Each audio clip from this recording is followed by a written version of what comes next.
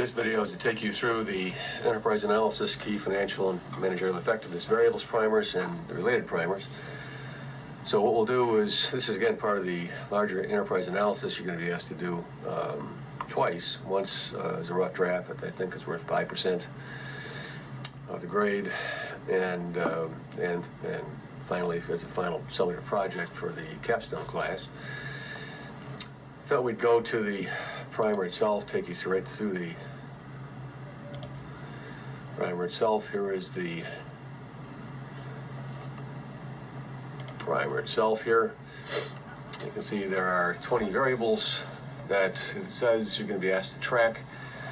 Again, the basic idea here is that you should use the tools that you've learned in your previous coursework and as a business school student at the Muma College of Business. And as a professional, a business professional, to use data to help you make decisions to run your business, and in Capstone and any other business you might run, to the extent the data is available. So anyways, here are, what we picked out here is 20 fairly important variables in the simulation that would be important to the success of your business. You can see that I've listed them here, and then there is, within Capstone, so since we're keeping score using the balanced scorecard tool in Capstone, I hope you're familiar with by this point. There is a full credit score in balanced scorecard that I've listed here. In some cases it's not available, it's not part of the balanced scorecard. Probably should be, but it isn't. Or it is one way or another, just not as are listed here. But these are variables you should be well familiar with and have worked with in the past. And there's some effectiveness variables down here. Note the scale for quantifying your bond rating. Your bond rating comes, of course, AA, AAA, whatever. You can quantify it and do some numerical analysis as a result of that. So what I want you to do for each of these 20 variables is to create essentially one of these. Just a sample, I've included 3 rounds of data. The round 0 data is actual data from the simulation, as is the full credit score, I believe, unless they've changed it. But anyways, I want you to create a data chart, and you're going to need to plot the data for each of the 20 variables. In this case, just revenue, and I made up a company named Zorba.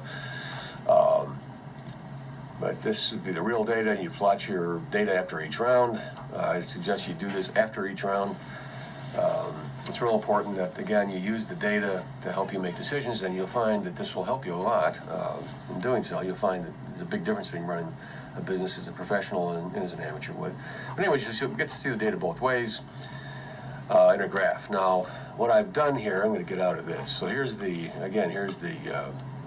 Word document primer. And what I've done to try to make this simpler for you is to create an Excel template with all 20 variables on it. And we'll open it up here.